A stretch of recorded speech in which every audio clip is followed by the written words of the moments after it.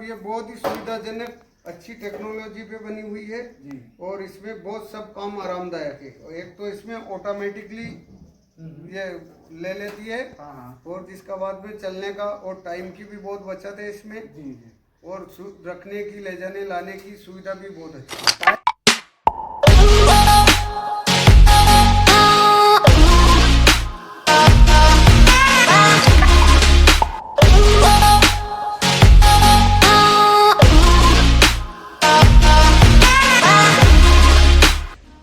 रिको Italy की chaff cutter machine, घास काटने की मशीन, चारा काटने की मशीन, कुट्टी काटने की मशीन, कई नामों से प्रसिद्ध एक बहुत ही मल्टी यूज प्रोडक्ट जो भारत में बहुत सालों से, मैं कहता हूं बहुत दशकों से बनता है चारा काटने की मशीन। क्योंकि जब से जानवर है तब से हम लोग चारा तो काटते ही हैं उनको खिलाने के लिए, लेकिन अब उसमें फर्क क्या आ गया है, टेक्नोलॉजी जैसे जैसे चेंज हुई है उसमें बहुत फर्क आ गया है। हमारे जो इंडिया में मशीन पहले बनती थी और जो अब हम लोग दे रहे हैं उसमें बहुत फर्क आया है, और उसमें भी धीरे धीरे हर साल बहुत टेक्नोलॉजी में चेंज आ रहा है। तो मैं थोड़ा सा आपको जो नई टेक्निक की चारा काटने की मशीन आ रही है उसके बारे में बताता हूँ रिको इटली की। पहले मैं आपको बता देता हूँ फीडिंग सिस्टम, पतनाला लगा हुआ है, यहाँ से फीड करते हैं, वो एक नॉर्मल प्रोसीजर है। बस इसमें सिर्फ ये करना है आपको कि जो फीडिंग है वो खोल के करनी है। कई लोग क्या करते हैं कि पूरा का पूरा पुली बंधी हुई होती है और वो एकदम ठूसने की कोशिश करते हैं, वो गलत तरीका है। आपका तरीका ये होना चाहिए कि यहाँ पर साथ में चारा रखें आप, और एक आदमी ही फीडिंग के लिए बहुत है, चारा रखा हो रेगुलर। आप ये नहीं कि एक बार डाल दिया और फिर खड़े हो गए जब तक कट गया, नहीं, आपको रेगुलर करना है और उसको खोल के डालना है, खुला हुआ डालना है। और फिर ये जो है बहुत स्पीड में काटता है, ये हाई स्पीड मशीन होती है। जो नॉर्मली हमारे यहाँ इंडिया में पहले चारा काटने की मशीन बनती थी वो बहुत लो स्पीड होती थी, उससे चारा जो है बहुत देरी में कटता था, इससे स्पीड बहुत ज्यादा तेज है। तो आप पहले चारा इकट्ठा करके रखें और फिर खुले रूप में उसको डालें, खोल के डालें, उसको बांध के मत डालें, और एकदम पुलियां हैवी प्रेशर पुल नहीं करेंगे, ये अपने आप लेती चली जाती है जितना चारा इसको लेना है। यहाँ ये रूले लगे हुए हैं, ये प्रेस करते हैं उसको, और यहां से ये ब्लेड्स हैं। जो हमारी नॉर्मल चारा काटने की मशीन होती थी उसमें गंडासे होते हैं जो कि बहुत जल्दी खराब होते हैं, ये टेम्पर्ड हाई कार्बन स्टील के ब्लेड हैं। ये नॉर्मल शीट नहीं है, ये कमानी नहीं है, ये हाई कार्बन स्टील है। तो ये एक तो धार नहीं घिसती। अब उसके बाद अगर जो कोई बहुत ज्यादा गीला चारा भी आ जाता है आपको, तो इसमें आपके पास एक रेती होनी चाहिए, रेती कह सकते हैं, फाइल्स कह सकते हैं, और टिकोरा भी कई लोग कहते हैं। वो उससे आपने सिर्फ इसकी जो धार की तरफ अगर जो कोई गीला ज्यादा चिपक जाता है उसको आपने क्लीन कर देना है, ये फिर से काम करने के लिए तैयार है। तो ये 4 ब्लेड्स हैं इसमें, और इसको अब जो मेजरली हम लोगों को जो ध्यान देना होता है वो यही देना होता है कि चारा कई बार कहते हैं कि जी मोटा कटना है, बारीक कटना है, तो सारी एडजस्टमेंट है इसके अंदर। ये हमारा फिक्स ब्लेड होता है, जो इधर ये फिक्स ब्लेड है।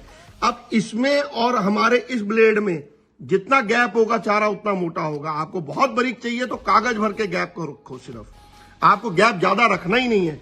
और ये गैप कहां से एडजस्ट हो जाता है, ये जो बोर्ड्स दे रखे हैं हमने, ये बोर्ड से हमारे सारे गैप, इधर भी आप देखेंगे ये जो फिक्स ब्लेड है इसमें गैप है, थोड़ी सी झिरी है, आप आगे पीछे कर सकते हैं। तो ये जो ब्लेड है और ये जो फिक्स ब्लेड है इसके अंदर आपको कागज भर का अंतर रखना है, सिर्फ बहुत महीन अंतर होना चाहिए, जितना उतना ही बारीक मिलेगा आपको चारा।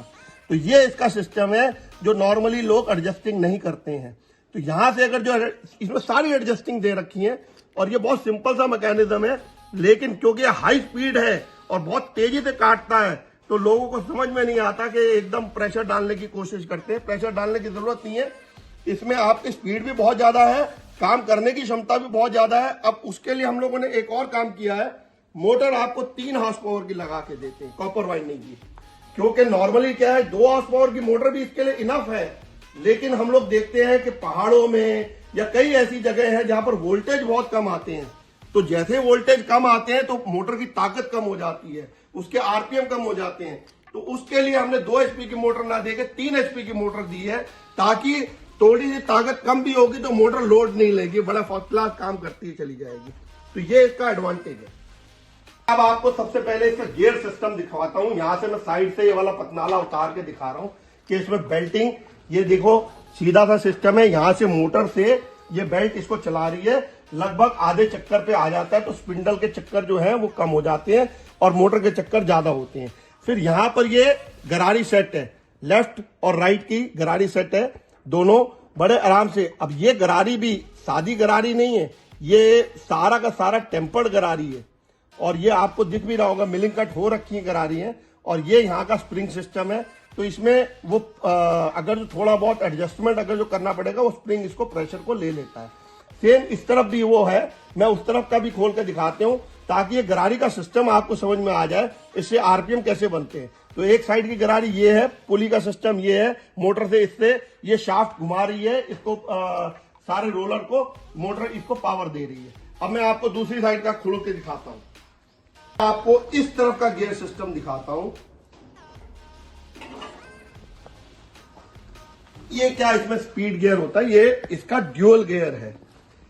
आपको जैसे हमारा चारा कई तरह का होता है, इसमें लोग मक्की भी काटते हैं, इसमें लोग बरसीम भी काटते हैं, इसमें लोग गन्ने को गोला कहते हैं वो भी काटते हैं, सूखा चारा भी काटते हैं, बहुत तरह का चारा अलग अलग जैसे होता है, जगह पे घास होता है वो घास भी काटते हैं। तो हम लोग इसमें अलग अलग स्पीड देते हैं, डबल यहां से स्पीड एडजस्टमेंट है आपकी।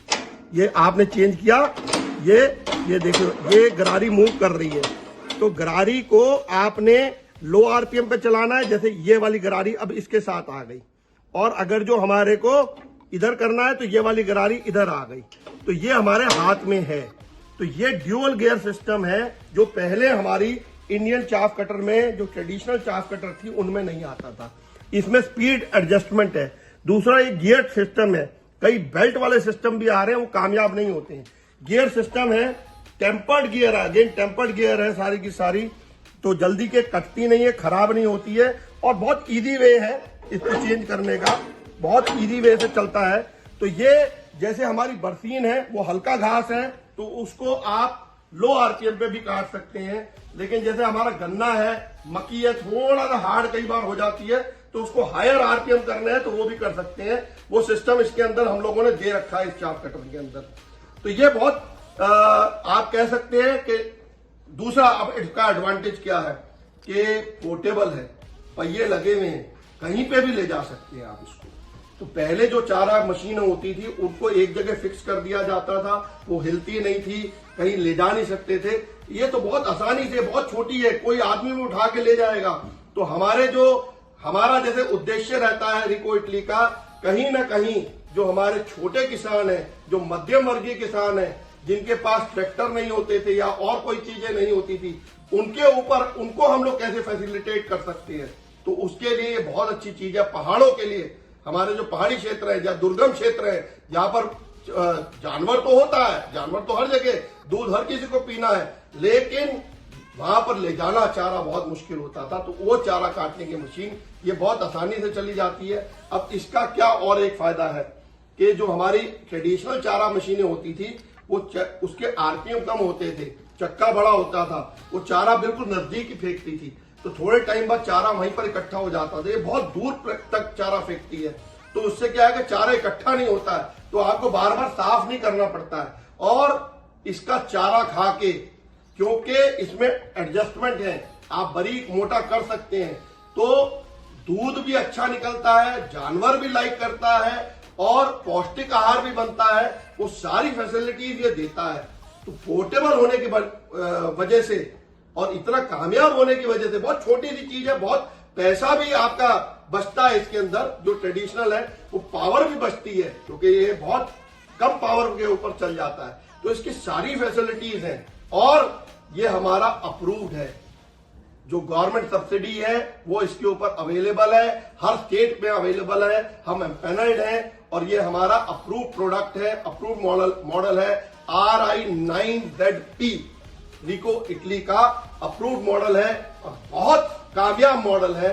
धन्यवाद।